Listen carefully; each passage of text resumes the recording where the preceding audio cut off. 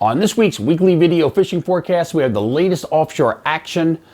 Weakfish are showing up in the South Shore bays, and Fred and Matt have some insight on the upcoming fall season. All here at the new Fisherman.com. The fishing news is sponsored by these fine partners. It's crazy to believe that Labor Day is here already. For many, that means the end of summer, but for anglers, the second half of the season is about to get underway. The September issue of the Fisherman is out now on newsstands, are already in your mailbox. Jim Hutchinson penned Guggen to Grandmaster, and he should know. Toby Lipinski writes about the advantages of fishing from a kayak, and Matthew Broderick has an informative article about catching blackfish from the shore. All that and more in the September issue of thefisherman.com. News 12 meteorologist Rich Van Olen has a look at this weekend's weather. All right, thanks, Tim. Hey, guys, meteorologist Rich Van Olen here at News 12 Long Island Weather Center. I'm working on a better way to do this with the video, so just bear with me. It's coming soon here, but I'll try to keep it still. Water temps in the 70s. We got the holiday weekend coming up. A little cooler now across Nantucket Shoals, and the wave heights. Looks like a good weekend. I think the holiday's going to work out.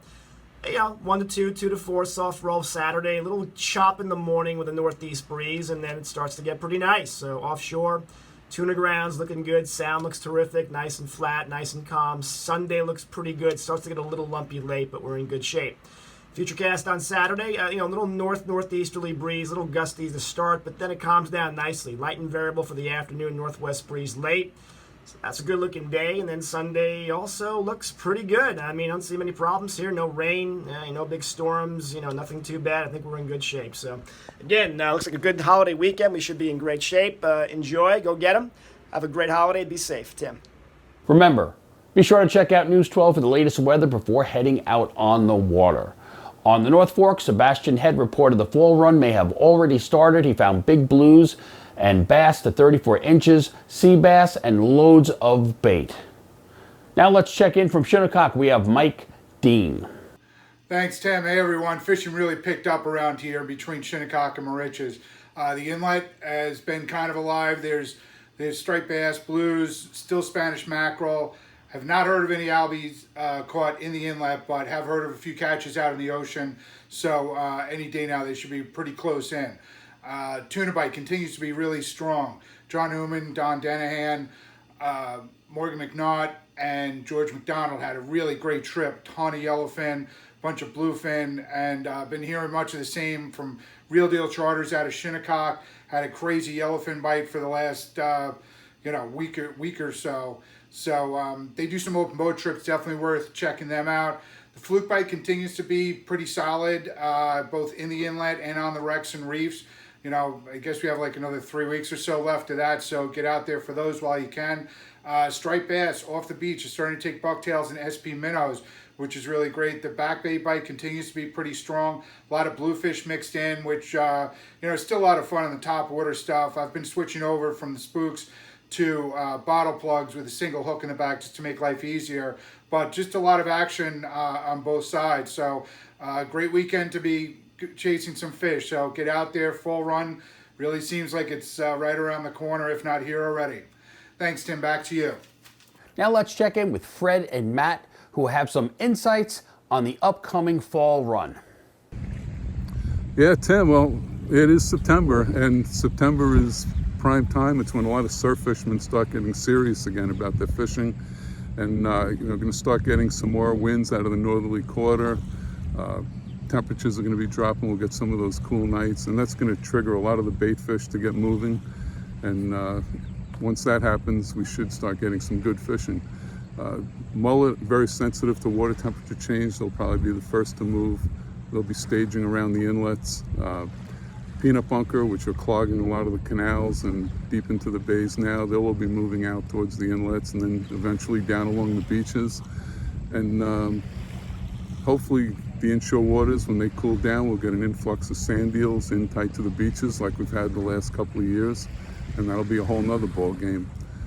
White bait, there should be a lot of white bait moving along the beaches by now. There's actually been a lot of white bait around for the latter part of the summer, so that should only build as the fall progresses. With all these different bait fish on the move, There are some lures that traditionally work very well, particularly on when there's specific bait around. So I'm going to hand this off to Matt Broderick, and he'll go over a couple of the lures that you should make sure you have in your bag during September and headed into October. As Fred said, there's a lot of bait on the move, and one of those baits would be mullet. When I'm mullet around in the surf, some things I like to use or have in my bag are blue poppers, metal lips, so great mullet imitation. Also, if there's mullet around, I like to use something like a swim shed like this one right here. All these lures make great mullet imitations, and they'll do great when there's mullet around in the surf. If you're presented with a situation where you have some peanut bunker in front of you, some good things to use are metal lips again, like the same one used for mullet. Swim shades are also great. Ones just like these are perfect. They have the perfect profile that match peanut bunker that are around in September. And one of my favorites would be a bucktail. This is a great lure to use when it's peanut bunker around. If we have another year like last year, we can expect some sand eels to be around. So some good things to have in the bag when there's sand eels around, of course. Bucktails like this. Another favorite during the day, diamond jigs. And a couple of great lures you should also include are super strike needlefish. These are great sand eel imitation. Always have one in the bag. And a deadly, deadly lure that really you should definitely consider carrying are tsunami sand eels as well. We've had great days on these, catch lots of fish. Very deadly. Let's check in with Hawaiian Dan, who has a report from both shores this week. Thanks, Tim. Aloha! I'm Hawaiian Dan of the YouTube channel TalkFishTV.com, reporting for the Fisherman magazine. This week, reporting on both the central North Shore and the central South Shore of Long Island, where the reports are just about the same. The hatch this week is still tons and tons of microbait, grass shrimp, rain bait, whitebait, butterfish, and adult bunker in the mix. I had a chance to fish the South Shore with my buddy Dave this week. Dave, say hi to the camera. Hi to the camera. And it is simply flooded with life everywhere. Tons of rain bait with birds diving everywhere, bunker and mackerel and dolphin putting on a show just off the beach. The day bite on both shores are producing snappers, bluefish, porgy, sea bass, fluke, stripers, sea robin, and of course the unintentional blackfish. The night bite is still producing tons and tons of schoolie stripers, porgy, sea bass, and unintentional blackfish swimming around, as well as bluefish. The 3/8 ounce white Popeye or Buckeye bucktail is stealing the show this summer. It matches the color, the profile, the presentation, and the hatch perfectly with all this rain bait running around. With clam, squid, spearing, bouncing tins off the bottom, and of course the chicken scratch SP minnows producing this week as well.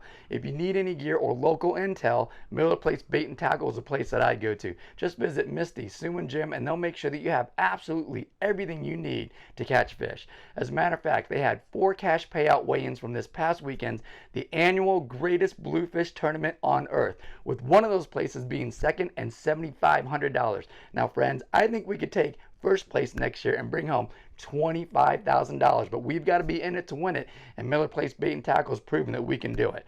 All right, if you like what you see in here, please visit my YouTube channel, TalkFishTV.com, and smash that subscribe button. Seminar and tutorial fishing videos are going to begin soon, so you don't want to miss out.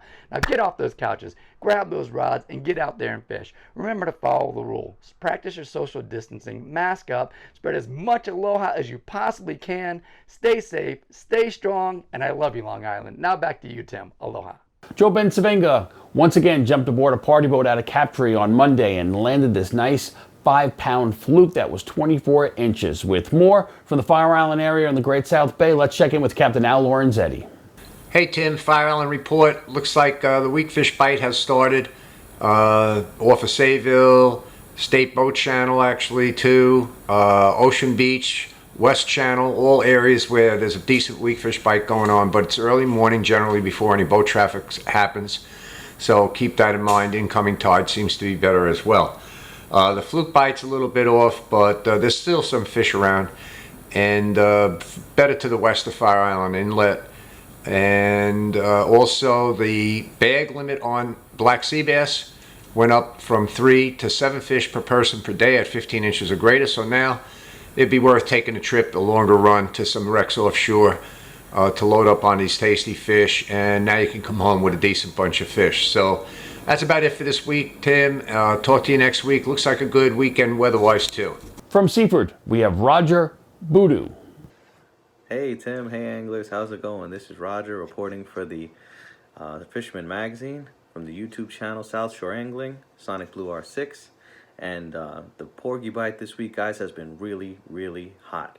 In the inshore reefs, the deeper water by the cholera, specifically the Hempstead, McAllister, and the Atlantic Beach reefs have been producing immense amounts of porgies. And if you're looking for fluke has also been really, really consistent in the deeper water, right around 70 to 80 feet. We managed to catch ourselves a nice keeper, and the sea bass bite has also been really consistent, right around the cholera. As long as you're by, either lobster pots or some type of hard bottom, you're gonna hook up with a lot of sea bass, and also the mackerel are still around in large numbers. So guys, there's a lot of fish, and even it was encouraging to see some bluefish in the deeper water. The bait choice of this week is going to be the new for 2020 Gulp, and it's the 4-inch pearl white and orange, and this particular one is pearl white and pink because we ran out of the orange. But it's been working really, really well. I was actually really impressed with it. I'm a spearing guy, as you guys know, but I'm really starting to be a believer in the Gulp. So guys, get on out there and try all these new colors because they're really effective. And there's a lot of fish to be caught before the fall season steps in and the summer's over. So, Tim, that's all we really have to report for this week. Back to you. Let's check in with Toby Lipinski on the latest from the Coastal Kayak Clash. Well, we have lots of changes this week in the Coastal Kayak Clash leaderboard, including a new overall leader, new top weakfish, a new top blackfish, and the first hardtail entry of the season, but I'll get to those in just a moment. Now, last week I reminded everyone to get those sea robin entries in for the August Fish of the Month entries, and boy did you listen. I think everyone was submitted a bird for a shot at the $100 gift card to Yak Attack. Now, we're going to be holding off on the official announcement of all the monthly winners until the Coastal Kayak Clash concludes on November 30th, but there's still plenty of time for you to win, as each month has a designated species for Fish of the Month consideration, and you got plenty of time to climb the leaderboard for a shot at winning the awesome new Old Town Sportsman 136, as well as many more awesome prizes. As for remaining Fish of the Month species, just to give you a heads up, September is the combo false albacore bonito, or what we're calling the hardtail category. October is the bluefish, and November rounds things out with blackfish. Now, speaking of those hardtails, we had the first entries hit the leaderboard this week as New York's James Erickson hit the leaderboard late last week, but he wasn't done with just one entry. Nope, he followed up with his initial entry with a quick upgrade, and then another upgrade to follow that, all before the final day of August. Now, what this means for you is not only are there second and third places open, but the September Fish of the Month spot remains wide open, as September is the hardtail Fish of the Month, meaning the largest hardtail entered for September 1st, the final day of the month, will get you that Yak Attack gift card. So get on those funny fish, take some photos, and send them in. Now, we had some other leaderboard movement this week as New England's Justin Oser dropped a nice new top tog with a 23.25-inch fish, proving that the late summer blackfish bite can be quite good.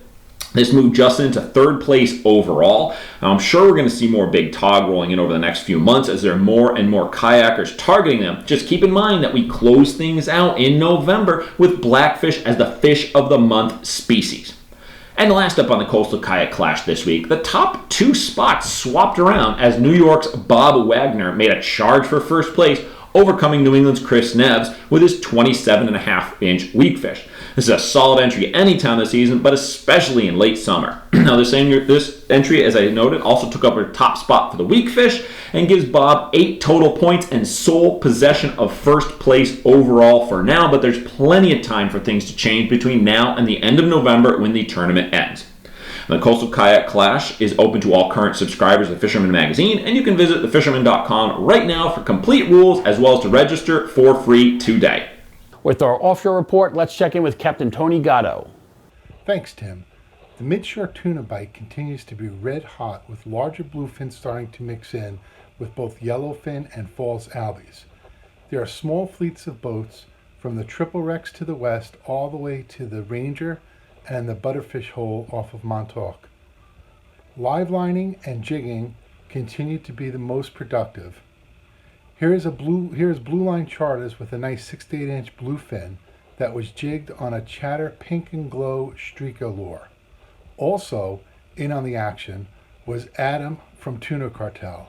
They had a great day jigging yellowfin, and here's a picture of Kelly Melvin with her first tuna. Congratulations. Off the edge, the name of the game continues to be swordfish and big eyes. Some really nice swordfish are starting to be reported between 200 and 400 pounds, mostly from the Hudson. Enjoy the holiday weekend. Back to you, Tim. From Oceanside, we have Captain Joey Leggio. Hey Tim, good morning. How are you? Out here on this beautiful morning. Let's do the reports. You know what? Let's start with my dock first. Been taking my son down, my nieces, my nephews down on my dock. We've been casting naked jig heads. And what I mean by a naked jig head is that it's not a bucktail, there's no rubber skirt, it's just a plain piece of lead with a hook. Been tipping those with the Berkeley Gulp, the swim mullet, and also just baby peanut bunker. There's been a lot of bunker in the bay. And they range from little tiny ones, small like that, up to mediums, and also, of course, we have the large ones. Just casting them out on the dock, working them back to the dock slowly, and we've been connecting with fluke. Get anywhere between 6 to 9, like in an hour, just fishing off the dock. A lot of fun. Let's move out a little further. My brother-in-law and myself, we took out my nieces, my nephews on 2 boats, let the kids have a little like fishing derby.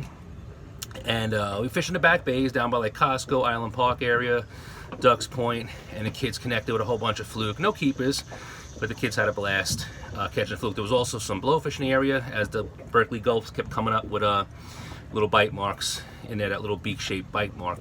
Going out a little further to the Lindell area, Mike was out there fishing for fluke. He managed 4 keepers on the exact same day. He had some nice ones, 2 I think at 20 and a half, a 19 and a half, and a 19. So we had a good day too. Again, jigs, his own jigs that he makes, and the Berkeley Gulp.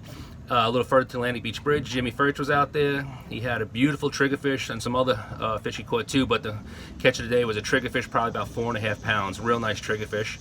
Heading offshore, the reef still got your sea bass, your fluke, your porgies. I know Nikki on the No Times went out there doing a number on the sea bass. And they're working those wrecks anywhere from AB Reef further out, cholera. And speaking about the cholera, there's been an awesome bite out there with bonita and the mahi-mahi and sharks. You see Steve D'Amato took the boys out there, and they had a blast. All on spinning rod, a bunch of young boys out there fishing, and that's what it's all about, man. Get out there. School's going to start soon, and get those kids out with the remaining days before they have to go back to the school, if they're going back to school too these days. I don't know, a lot of homeschooling, whatever it may be. But that's basically my report. The life's there, the action's there. You have a nice weekend coming up, so get out there and fish, and we'll talk to you soon. Bye-bye. With our fly and freshwater report, we have Paul McCain from River Bay Outfitters. Hello, Tim. Well, it's been a really nice week. The weather is cooling down. It's starting to give me that feel that the fall run is about to start. I will tell you, Julie and I spent Monday out fishing for snappers. It was a lot of fun. You know, we used a little snapper poles, and on the boat we had a lot of fish right from the dock. I did see a lot of bait. There is a lot of bait in the back bays. I did see bluefish breaking. I did hear of pods of bunker offshore. I did hear about whales and dolphins, and the sea life is just coming to life. I did also take one trip by myself up to the Housatonic, did a little smallmouth bass fishing, probably my last trip for smallmouth this year. As the water is getting cooler, they're going to become a little lethargic. But there is a lot to be had. We still have months of fishing. So until next week, tight lines, everybody. Steiger Craft builds boats by the same people that fish our waters. That's why serious anglers choose Steiger Craft for their 40 years of boat building experience right here in the Northeast. Visit steigercraft.com for a dealer near you. Lastly, let's check in with Chris Ludwig. Hey, thanks, Tim. What's going on, guys? So this last week I spent a few days out in the open beach, and it just seems to be more and more of those bullnose rays every single day. So that's all it was, bullnose rays back to back to back, but the action was good, the reels screamed, so I can't complain. We found a bunch of what I believe to be hickory shad in the surf too. That was pretty cool. We caught them on those small epoxy jigs. Some guys were catching them on teasers, but those were nice fresh baits. So that was a plus. Later in the week, I ended up going fishing some of my favorite dock lights and catching a few of these striped bass. There was a bunch of peanut bunker around, and I couldn't get the bass the normal ways I do, so I ended up catching some peanut bunker, and as they slowed down, I let them sink, and the bass would just pounce on them, so that was definitely the way to go. Either way, it was a good week. I hope to see you all out there, and take care. Remember, like our video, subscribe to our YouTube channel, and tap on the bell to be notified instantly when we post a video on YouTube. And of course, be a subscriber to the Fisherman magazine to be part of the Coastal Kayak Clash contest and win this Old Town Autopilot kayak worth over $4,000. Check out this video's description on YouTube for all the related links and more information, and please support our correspondents by visiting their website and social media pages. The weather looks good for the holiday weekend, so get out there, fish, be safe, and check in right here next week at the all-new Fisherman.com.